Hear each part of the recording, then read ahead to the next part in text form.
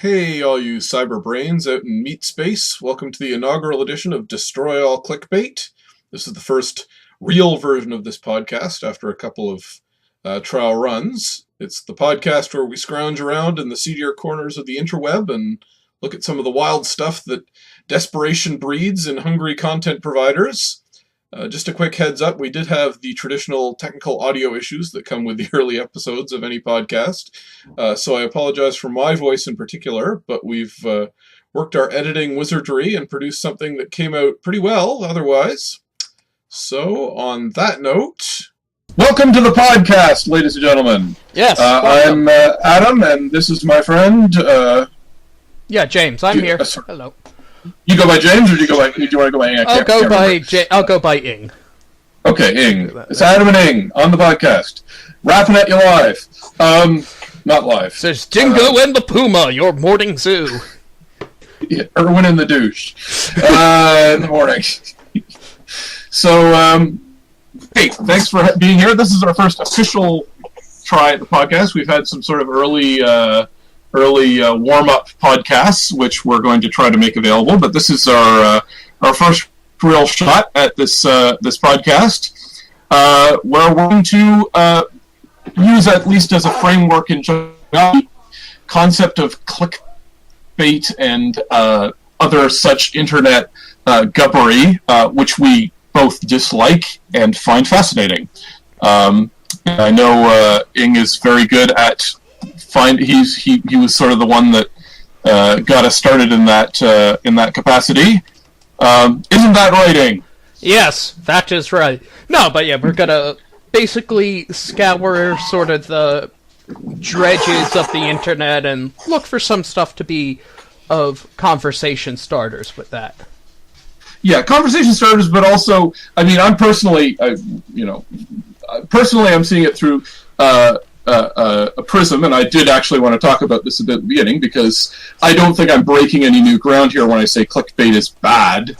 I don't think that's a radical, and I think mostly people are vaguely aware of the reasons why, but if you're not, the idea is just that the internet is getting monetized primarily through the idea of getting people to click on something, whether or not it's worth clicking on, and getting as many clicks as possible.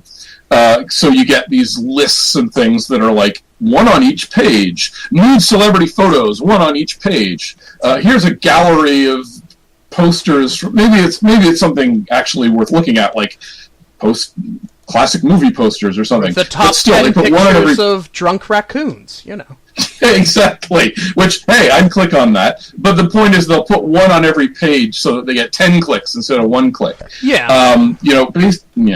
The way it hasn't been thought through fully when they set up this division of clicks rather than eyeballs or things, which leads to all this really low-hanging fruit. You basically...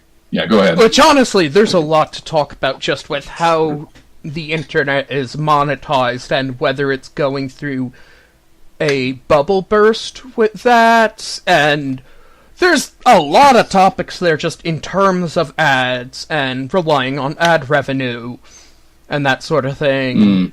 And then there's an arms race between ads and effectively ad blockers that has a whole thing that can be discussed there, and it's created a very... It's understandable why you would go to clickbait format, and yet it's, on the whole, not good for the terms of the actual content. That's right. It's all about, it's kind of arbitrary, too. Like, it becomes...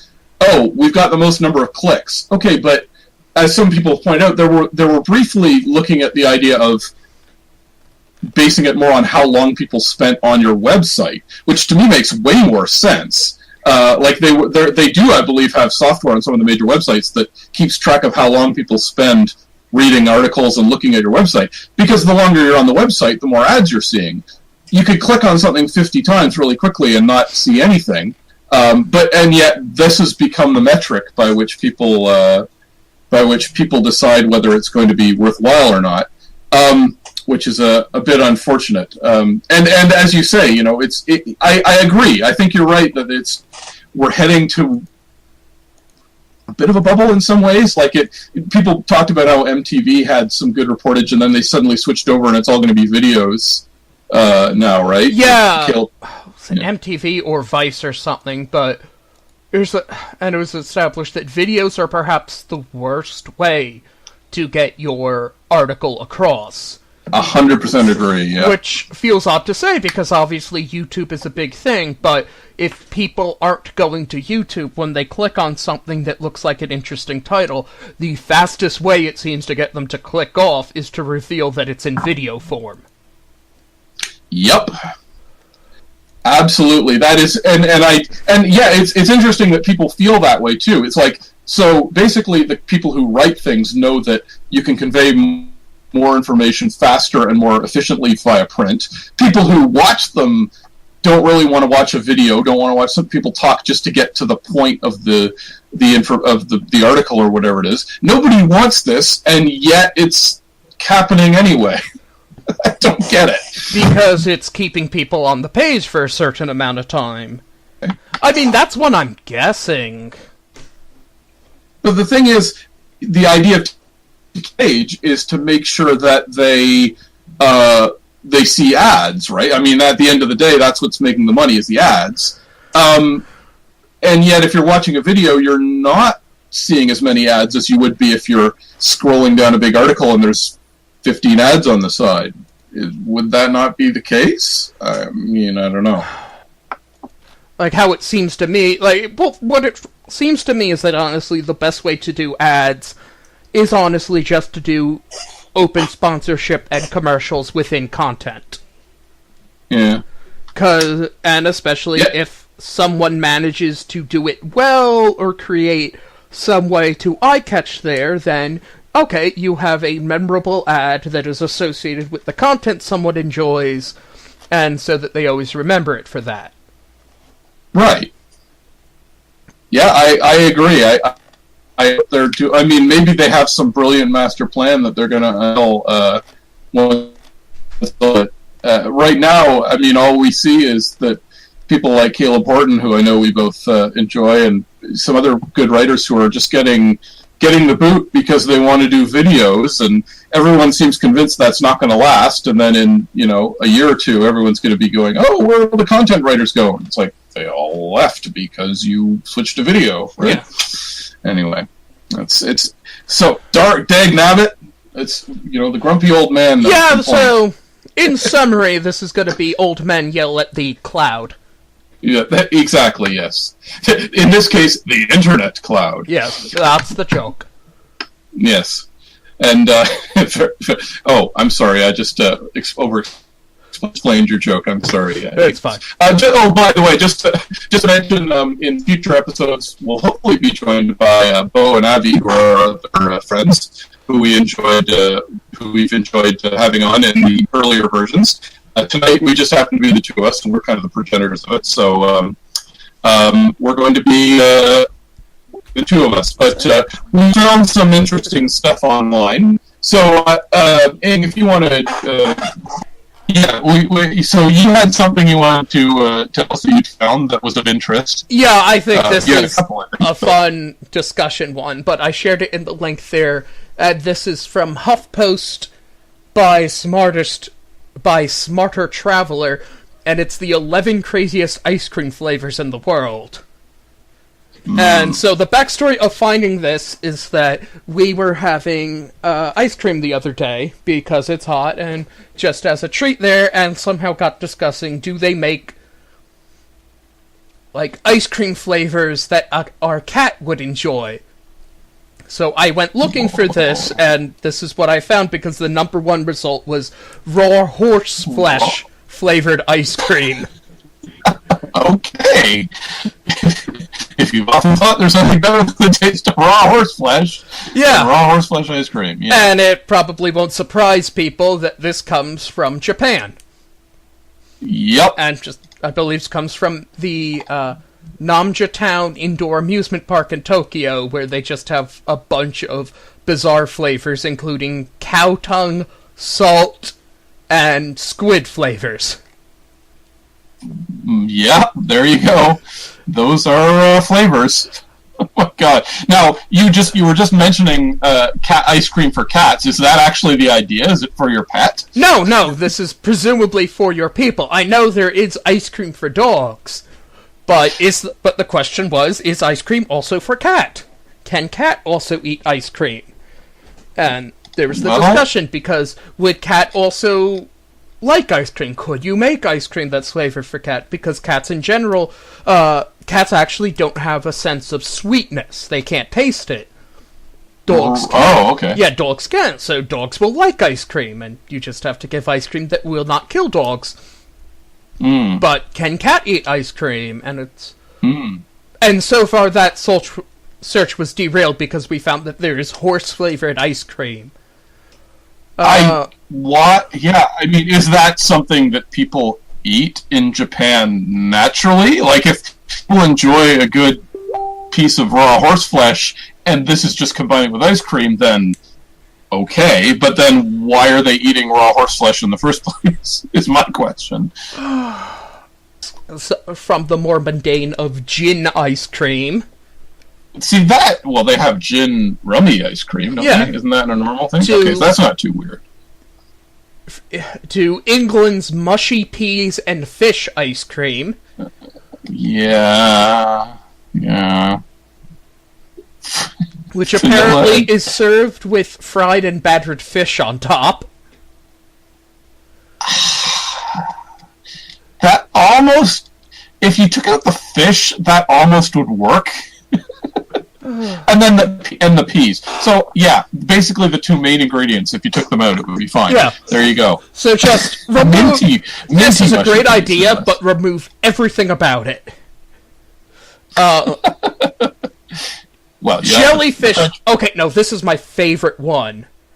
Because this kind of gets to where I fell into a hole of just amazing thing. This is jellyfish-flavored ice cream.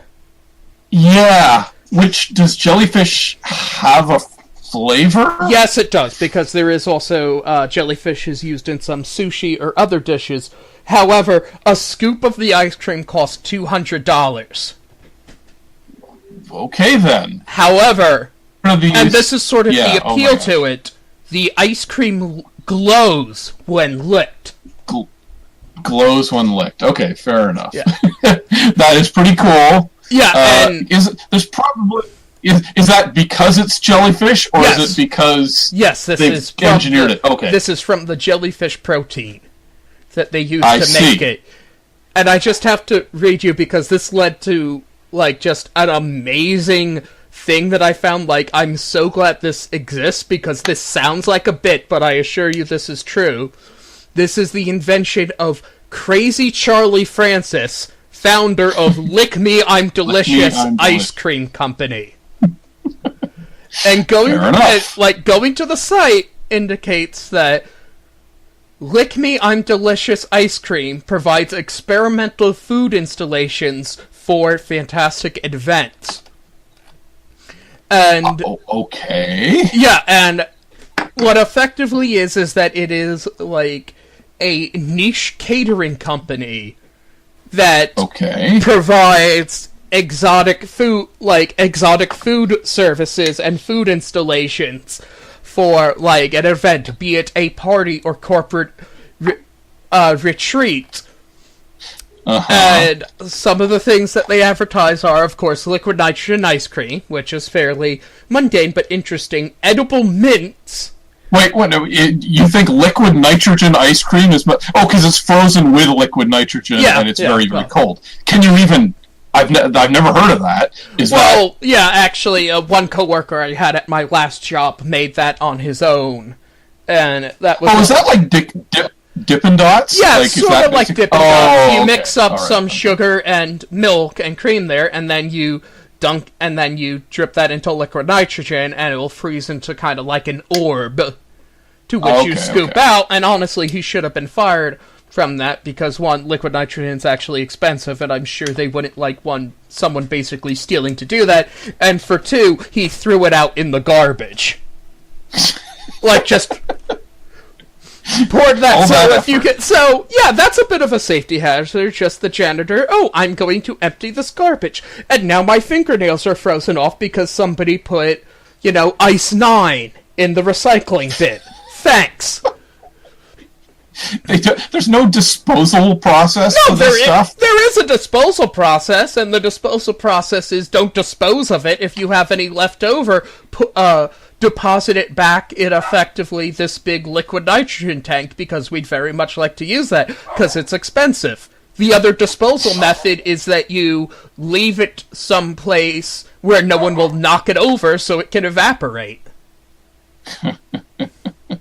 Throw it in the garbage where Scruffy the janitor can come by and have his supervillain origin from that.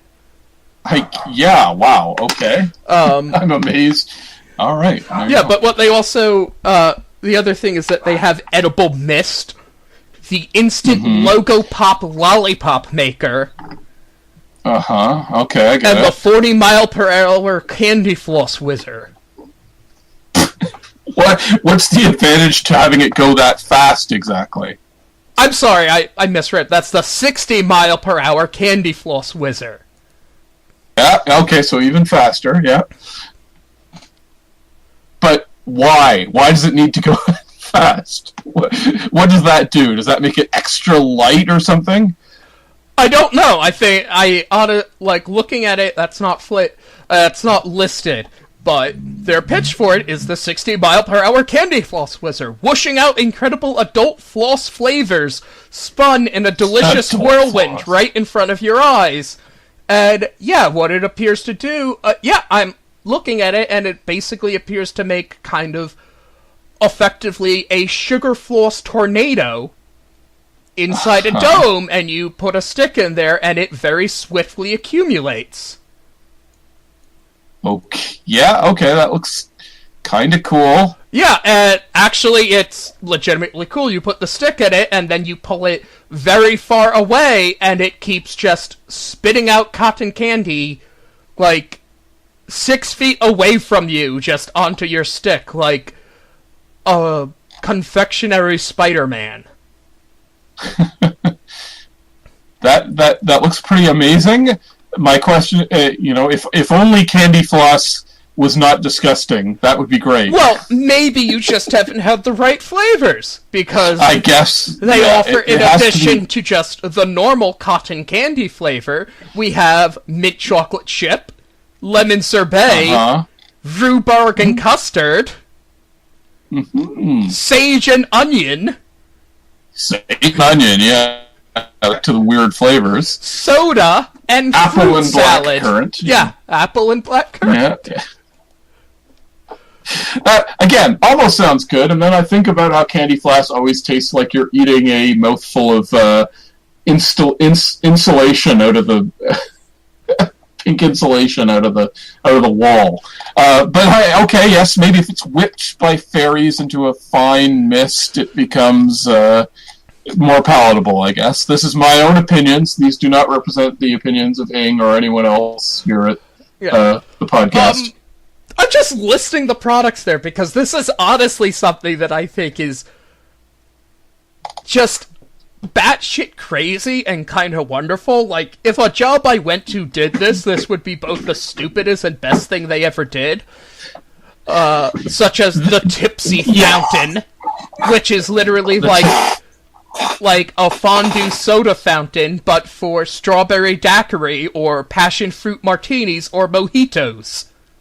It's a bacteria frappe, basically. The edible bubble volcano. Uh-huh. And what it is there is that it makes flavored bubbles, like a bubble blower, that it puts them into the air, and you then catch on your tongue and eat. And it's just, there's the thing, they have malt whiskey flavor, milk chocolate, and more. And they even say straight out of the world of Willy Wonka on the website. Yeah.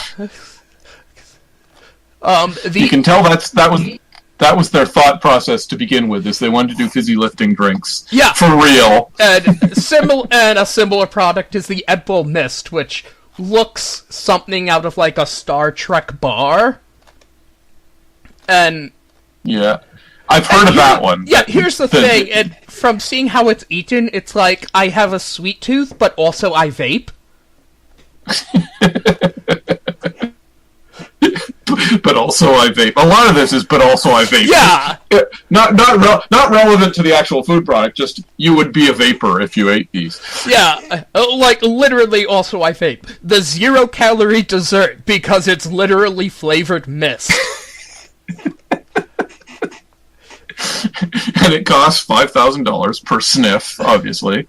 This is all, like, I'm surprised, do these guys do the thing, that they talked about on, like, Colbert a few years ago, where you can get gold leaf in your sundae or whatever? Is that what they also do? No, because I think that would be too pedestrian by them, because that is just, that's simply ostentatious rich people thing. What we do, no, what we do is insane rich people things. Very much, yes. Jeez, like, this is very much for people with too much money and they don't know what to do with it. So they want to have... But at least this looks fun. This looks entertaining and fun. No, here's the thing. This is the sort of thing if somebody said, yeah, I am rich and I spent money on this for a party, I would say, yes, that is a good use of your money. Like someone says, I bought another yacht. It's like, well, you fucking bourgeoisie asshole. But here, This is like, yes, this is the sort of thing you should be spending your fuck you money on. Because it's like the joke from The Simpsons there. We're going to the secret zoo only for rich people where they have the animals that commoners are not allowed to know about. Yeah, this is what I like to imagine an eccentric billionaire spending time on. It's like, chickens, prepare for me my flavored bubble bath. I will be enjoying my Pinot Grey caramelized popcorn. Yeah, absolutely. And to be fair, I think a lot of this is for, like, corporate functions and stuff, so it's possible that, like, non-fantastically rich people might get to enjoy some of this stuff if it's a function or something. In the client page, they've said that basically they've been hired for, like, employee appreciation parties and, like, retreats for stuff like Volkswagen and YouTube and all that, yeah, it's just like LinkedIn, Coca-Cola. So yeah, they do that, and let me tell you, this is a hell of a ton better than any of the employee appreciation things I have ever gotten at a job. But you didn't enjoy your pizza party and somebody playing with a boombox? At my last job, let me describe what we got at our employee appreciation thing. Let's see, there's the one where we had the organizers do a series of wacky carnival games, such as toilet paper roll bowling. Okay. A game where you had to stack chapstick with chopsticks because zany. And I believe apple stacking too, which then ended with a Elton John impersonator. Okay. An Elton John impersonator. Before and the year after that, I believe we had the wheelless cardboard box slot car race made out of office material, where where the whole thing was build a contraption out of cardboard boxes and office materials, but instead of wheels, you're going to have to slide them across ping pong balls that someone will put in front of them. God. That's what drives me crazy, where it's like, and now you're going to work at this party that we're throwing for you. Even if it's to have fun, it's like, no, come on. No, this isn't to have fun. This is something MacGyver will have to do if he was trapped by, like, Willy Wonka and had to escape or something. No, this is a fucking challenge Arcade from X-Men gives people. And if you're wondering, two big surprises there. One, someone was indeed injured. And 2, Oh, yeah, goody. the boss was indeed the person who won. I see. Was somebody injured with liquid nitrogen? No, mercifully, they didn't allow us to do that. Although apparently the year I wasn't there, they did do liquid nitrogen ice cream, which was at least on brand, since, for context, we worked and stuff with cryogenics. Yeah. So it's not just randomly that, like, oh yeah, this, I worked for, the Michelin paper supply thing, and we just randomly have our water cooler, our coffee machine, and the liquid nitrogen tank, because our boss is very paranoid that we may have to kill a Terminator someday. No, we use that for work. Well, yeah, but yes, anyway, as you were saying, of carelessness you've described. Ing, you got to check out the commissions page at the Lick Me I'm Delicious. Some of the stuff, there's even crazier stuff there. Oh my god! The arousal, commissioned by one of our VIP clients. Each ball of ice cream contains 25 megs of Viagra and is flavored with bubbly shampoo. No! Oh my god! Reveal the identity of the client. Oh! Is this even legal? And here's the thing, the picture of it, everyone go to the site, lickmeimdelicious.com commissions. The picture of it is an ice cream cone inverted, so that there's just the 2 scoops of ice cream forming the, let us say, lexicals of the phallic imagery. We weren't able to reveal the identity of the client, but they reported back that they were very happy with the end result. This company is literally the Venn diagram overlap of Willy Wonka and the Chocolate Factory and the party from Eyes Wide Shut. I feel like they're going to reveal that they were, like, hunting people for support and making them into ice cream at some point. Yeah, oh, and also there is the glow-in-the-dark ice cream with the jellyfish. There's the glow-in-the-dark ice cream, yeah. So that was a special commission. A levitating cocktail machine.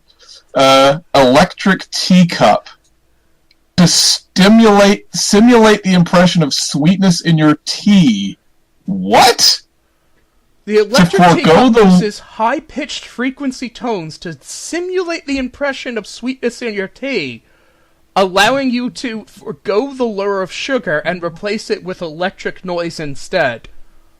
That's insane, but if it works, then that they're kind of wasting it on a special commission when they could be making millions of dollars, apparently. Well, I'm presuming it's, like, expensive or prohibitive to set up. But you see, this is why I said this is, like, the luxurious rich people shit that I can get behind. Because, just gilding fucking everything, like Donald Trump, like, gold-plating his penis or whatever he wastes his money on. There's just no imagination. This is like someone going, so, like in 60s and 70s pulp sci-fi things where all the food had to be, like, futuristic, like it wasn't just tea, it was electric tea? You, sir, I am writing out a blank check. You make this happen.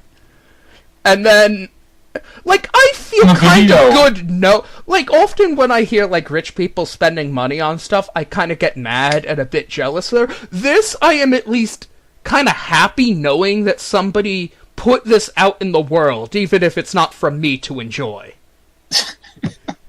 And I'm looking at the video for Electric Ego, it literally looks like they just put a little thing in the tea, and that makes it sweet somehow? That feels like a scam. But sounds fake, but okay.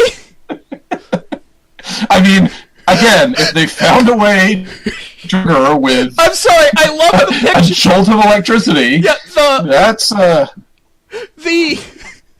video of it is wonderful because it has the person preparing the tea. They put the tea bag, they put the water, they put the cream, and then they hover a scoop of sugar on it and then just throw it over the shoulder like, no! We're using electricity! Yeah. Well, I guess there's some scientific principle, but holy cow, talk about burying the lead. Also, not surprisingly, since it plays on YouTube, the suggested videos do include clips from various Willy Wonka stuff. Well, there you go. What else do they have? Ice cream pottery. Ice cream pottery, yes, I saw that. Yeah, edible ice cream pots which were thrown on a potter's wheel. Photographed them as they melted. Oh, okay. Reprinted the melting pots using a 3D printer and then recast these 3D prints in ceramic. The Levitron, the levitating cocktail machine. Okay, yeah. This is one that I've seen this technology demonstrated, and it legitimately is cool. I just love this both adult and childish application of it.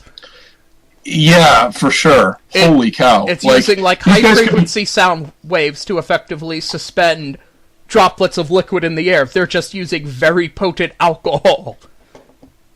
This is like they could be curing cancer and sending us to Mars, but they're going to use it on candy, basically. So it really is Willy Wonka. Yeah!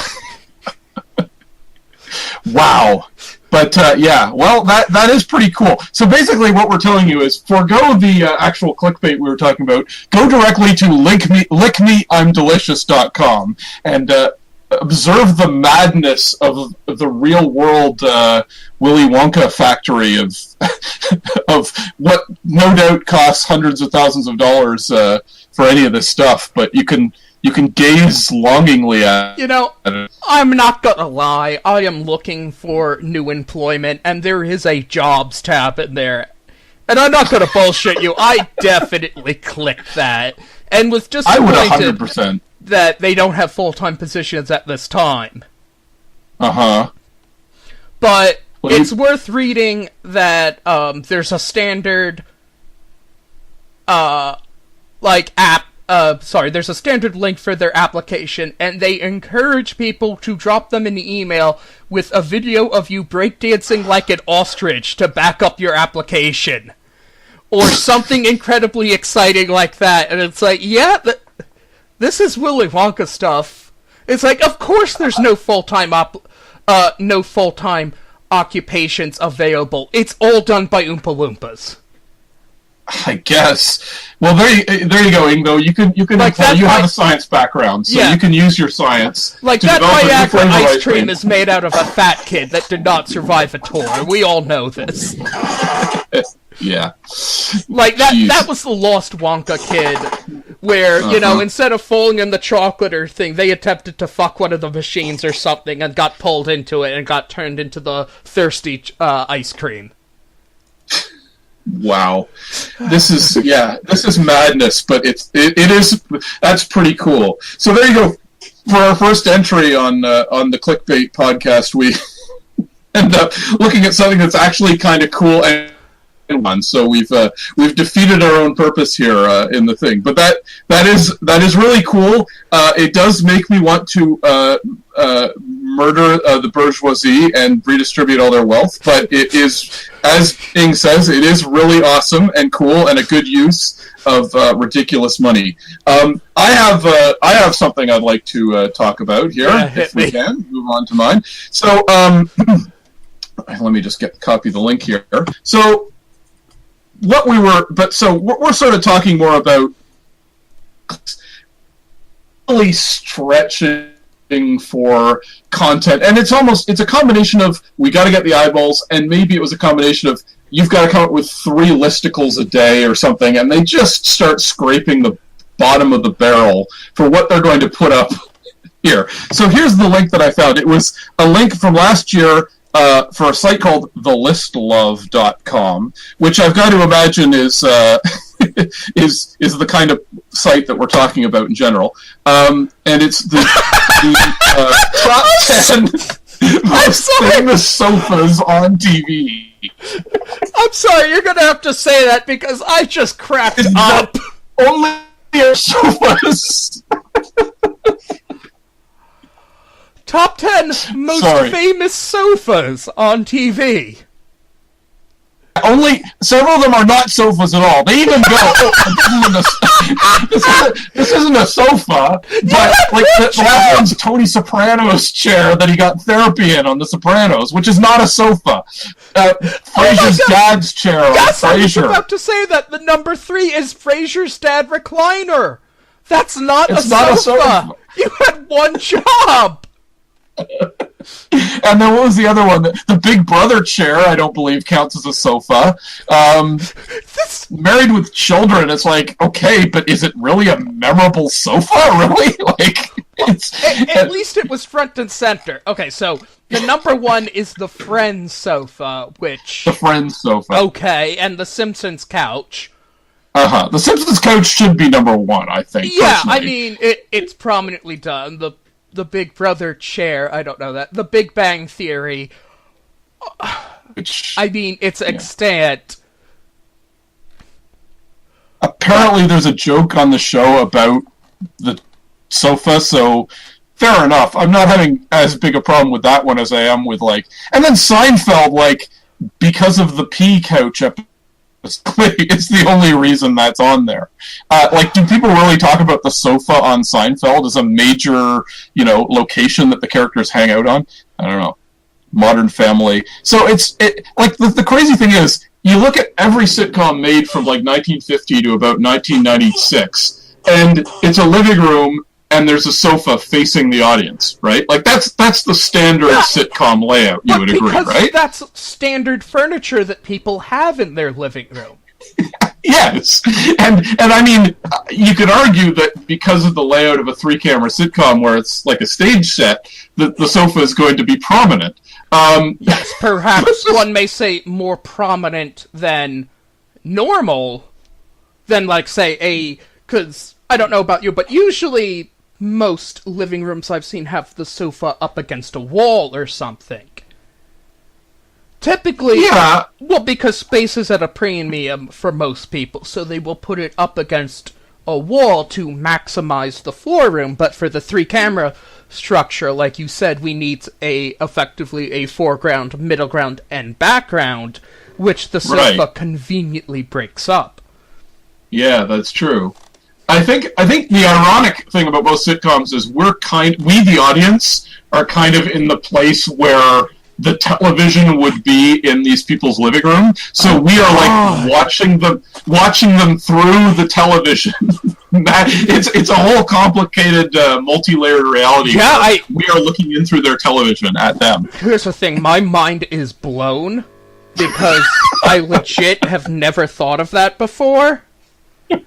But now it's like so obvious. Yep. And The Simpsons almost references this with the couch gag, right? Because we're more or less watching them. Simpsons doesn't need the setup, but they use it. But yeah, this is some, like, Grant Morrison recursive shit. It's like... Absolutely. And just thinking about it, I'm like... Oh my god, are they watching us while we're watching them? I think that's it. I'm thinking of, like, Roseanne. Generally, I would say Frasier. Friends, I think they actually broke the tradition because the TV was off to the side and they did watch TV from a different angle than we usually get it. But, yeah, what else? Not Cheers. Even Cheers, you could argue they probably have it. They kind of had TVs in the bar, and that was kind of the wall. So I'm surprised they didn't have the bar from Cheers in their most famous sofas. Since, I mean, we have 3 armchairs on this list. A bar stool, sure, that's a sofa. Why not? It's a sandwich a taco.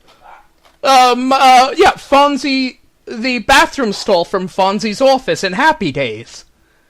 See, this is what gets me about listicles. One, that somebody said, okay, I'll just do, like, the top 10 most famous sofas on TV, and then at some point realized that they cannot reach 10 sofas that are even prominent, that can even pass this low bar of prominency. But then, just rather than repitch it as, why don't I do the most 10 famous chairs or seats on TV? like the thrones of TV royalty, where to their posteriors sit. No, they just sat with sofas and said, fuck it, we're doing Tony Soprano's therapy chair as number one. Therapy chair. Yeah. And they could have done, if they did furniture, they could have put on, the Iron Throne, and they could have put on all kinds of cool stuff on there. And it would have been, and they're literally going, well, there's a show I've never even heard of called The Royal Family, which is, I guess, a British sitcom, and there's Modern Family, and they even say, well, the couch might not be anything special. Well, it's on the top list of the top 10. Then why is it on the list? But then that would... Okay, so clearly this was written... Okay, I'll do a list that... Couches are sometimes prominent, and we got, I don't know, the Simpsons couch, or the... Christ, I already forgot the first one. The couch from Friends or something. And then they kind of sputtered out and said... or Married with Children, and it said, no, I need to find 7 more. And clearly had trouble with that, but then was if I go back and change it to chairs, then this will be indefensibly skewed towards sofas. And I can't have that. I'm simply going to go with sofas and have just really stretch it. This is no greater just sign an that this enigma. Person...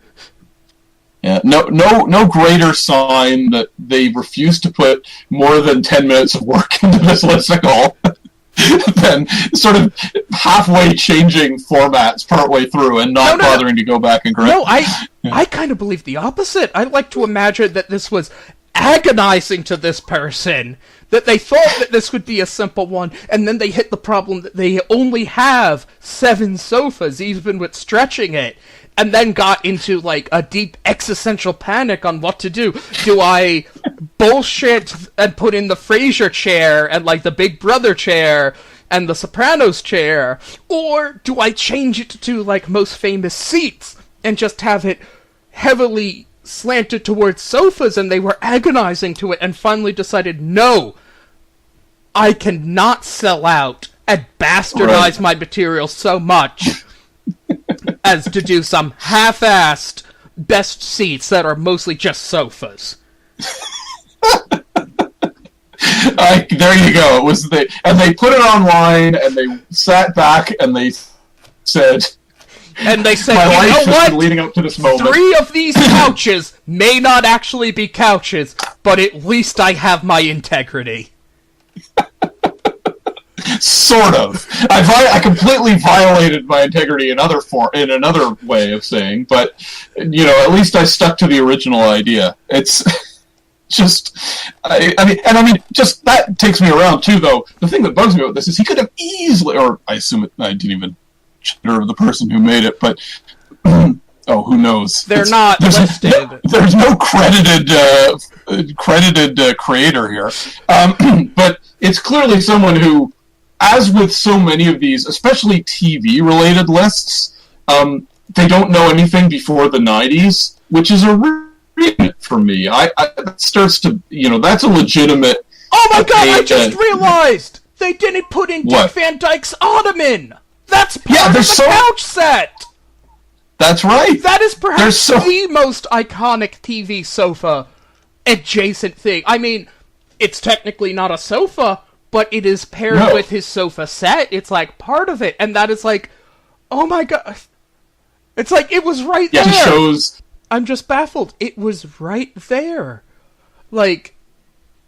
You were so desperate for material that you listed the leather chair from The Sopranos, but you didn't list the Dick Van Dyke couch set. How did that happen? Yeah, no, I was just saying that he was so stretched for material, he had to do the Sopranos chair, but missed the Dick Van Dyke couch set. There's also the couch from I Love Lucy. Yeah, I Love Lucy, the Addams Family. Yeah, there's so many things. The Addams Family is a much better couch. Because I think, for one, that you can talk about the little observed fact that, you can often miss, but that the couch is made out of a coffin. A precursory search shows that there's been several Addams Family couches, and they're all kind of wonderful. Yep. Most of them are made out of coffins in some way. Yes, exactly. Like, the classic one from the show is literally just like an open-lid coffin that's been turned into a couch. How is that not worthy of being on the list of the best sofas on TV? I mean, come on. And, like, some of the other ones that were, that I'm seeing, they're, like, made for the movies or other incarnations, have ones that are, like, a leather-bound one that's made out of a coffin lid, one that appears to be made out of an entire tiger, one that has, like, two, Zool from Ghostbusters, like, gargoyle dogs as the armrests. It's like, that's worth mentioning. Anyway, but yeah, I mean, there's so many ridiculous, like if it's for the movie, I can see the argument that, oh, no, because it would be only for the show. But just by itself, the show itself has to be memorable enough to be on there. What other, like, even... I feel like there's workplace sitcoms that had sofas, too. Am I imagining that? I'm sure there is, though none come to me at the time. Yeah. There's a sofa on Brooklyn Nine-Nine, but that's I wouldn't say that's an iconic picture. But it was the subject of one episode. Like, had that's right. effectively star focus, so that should be enough to justify it. That's right. I mean, even Arrested Development, I thought but again, it's like the point is that they did not look very far afield. It was a TV list by a guy or girl who doesn't know anything about TV enough to fill a list on the best sofas. Wait. Here's one that only 90 kids will remember: the Snick couch. I don't know what that is. Oh, shit. So Nickelodeon had the Saturday Night Nick thing, and sort of its icon was a big orange couch. Okay. I'd say that it's fairly iconic for people who grew up in that age group in the 90s. That, if it's anything that's where the sofa is part of the story, I think that's more... the couch on Modern Family, I guess, is a couch. But here's the thing: the Snick couch was like effectively its mascot. It was used as the logo, as effectively the setting for commercials and all that. Like, it was very intrinsic to the brand. So I think that would be a good justification for it. Like, I'm looking at a promo picture for Are You Afraid of the Dark, and it's the couch in front of a campfire. The Snick couch, which was from, like, 92 until 2004 for Nickelodeon, was listed on Wikipedia as the mascot. And that the advertisements would just put the couch in several locations, including the Midnight Society's campfire from Are You Afraid of the Dark, and Ren and Stimpy's house. I only bring up, like, this backstory because I discovered this fact looking up the couch that's kind of amazing. The couch was retired in 1999 when it was stuffed with $25,000 and 6,000 cookies, and was given away in a contest celebrating the 20-year anniversary of the network. Hey? Yeah, so apparently... Who wouldn't want a couch? Stuffed with money and cookies, because apparently crazy shit done with food is the theme for this episode. It was stuffed full of money and cookies and, raffled off in a giveaway. So our theme this episode is just bizarre shit done with food. Apparently. And candy, to say the least. Yeah. But where I was getting with that is that, imagine just you did a listicle, and there's that fact out there. If you just kind of did, we spent, 5, maybe 10 minutes searching various TV couches, and we found, an actual couple gems that would be good on that list. I know. It's, hey, the Addams Family couch was made from a coffin. Hey, this famous couch was stuffed full of cookies intentionally and given away. Yeah, absolutely. I mean, like I say, this is the problem, the other problem, of one of many problems with clickbait. Just, as I say, it's that sense of, with clickbait, they need to do it at such a rate, they need to keep it coming at such a horrendous rate that, you get this kind of thing where they have no, they're doing five a day or something. I don't know how many they're doing. I've read some articles about how clickbait is done, and it sounds pretty brutal, and there's definitely some theft going on. Anyway, so it leads to this kind of... Yeah, we say as we blatantly got material just by reading off other people's clickbait stuff, but yeah! But I mean, the difference is I don't have a problem with that. I have a problem with, we've got to keep providing content. We've got to keep providing content, you just can't stop at all. Anyway, it's needless to say, I'm sure we'll be talking about this nonstop as the podcast goes on. But it's just clearly so lazy anyway. Yeah, but I think you had... Get me, like I said, we spent maybe 10 minutes just searching around various TV couches and found genuine stuff worth talking about. Yeah, exactly. And more to the point, I think we knew enough. We were able to just say, "Oh yeah, Addams Family." That was in our minds. Yeah. Whoever's doing this clickbait, I don't know, what are they, 19 years old? They've never seen TV before they were born, and why are you writing about TV then if you don't know any of this stuff? Or maybe they're 60s years old and they're like, oh, what do the kids like? I don't know, Frasier, people like that, Miles, right? That hip young Frasier. Frasier jokes are trending on Twitter. They are too. It's true. I'm not sure why Frasier has made such a comeback recently, but people do. People have been, talking about their great nostalgic fondness for Frasier lately. I don't share. I was never an enormous fan of that show, but hey, what can I say? I liked Frasier.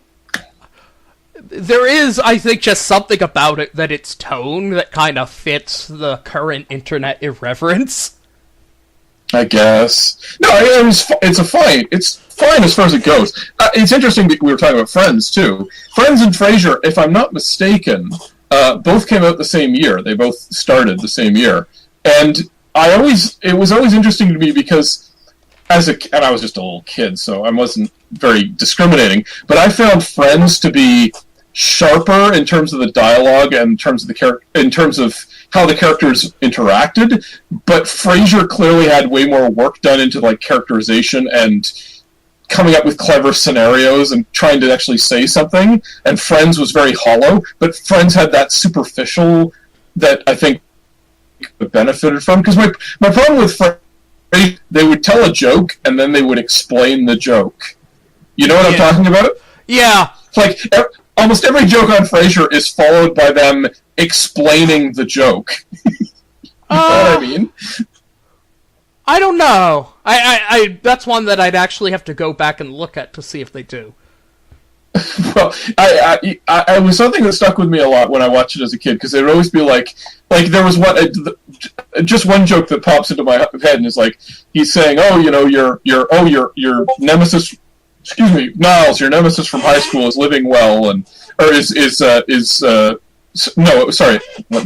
screwed that up. It was, Niles, you're bitter about your nemesis from high school, but you're living well. That's the best revenge. You've got a good life, so living well is the best revenge. And Niles says, oh, you're right. But, you don't see that turning up in a lot of opera plots. And that's funny. And then he goes on to say, oh, yes, in the third act, Gudrun devastates her enemies by living well. And he kept explaining the joke, you know what I mean? And it was the punchline was there. Move on. Anyway. I can see, I can get that, but there's also then some of, using that as a gag or a giggle to riff off of. I guess it's. I felt like at that point it was just getting clumsy. That wasn't the worst. There were other ones, but I did feel like somebody was writing this, someone very clever, and they wrote it down, and it was on a script, and on the paper you didn't have an audience laughing, so you wanted to keep going, and then when it played on the show, literally there'd be a laugh track after the gag, and then they keep going with the joke, and that kind. Even if you're still coming up with gags, you're milking it, and that weakens the original joke. Anyway, this is just all my subjective opinion, so who knows? But that's what always bugged me about that show personally. That should be saved for our other weekly Frasier Hot Takes podcast. Yes, of the 50 Frasier Hot Take podcasts. The thing I always thought, I didn't actually see it itself, but somebody on Twitter about a year ago, they did a Frasier zine. And I just remember because the cover was drawn in the style of Hergé, and it was like Tante running against the spotlight with Snowy, but it was Frasier with the dog, Eddie the dog. Oh. But it was drawn in the style of Hergé. It was a really clever little drawing. I thought that was really neat. So. All right. My food's here, so I think we should call it for tonight. Okay, that sounds good. You said you... all right. So that's our views on clickbait. We'll find more crazy, weird, and interesting stuff on the internet in the coming weeks. But just a reminder that I, Adam Prosser, I have a webcomic called Star Force Pentacle, which you can view via Star Force Pentacle. Let me get the web page here. Hang on one second. StarForcePentacle.thecomicseries.com and Phantasmic Tales. Also, I'm on Comixology with both my comic Lemuria and Strange Romance anthology. Aim, do you have anything? Would you like to plug your stuff? Not this week. Okay, yeah. Fair enough. But we do all have stuff, and we're all very creative people. So we will have more to talk about. We're a bubbling fount of ideas. So until next week, folks, destroy all clickbait, and we'll talk to you soon. All right, bye-bye. And a big thank you to Jack Feerick for writing the theme song. Bye-bye.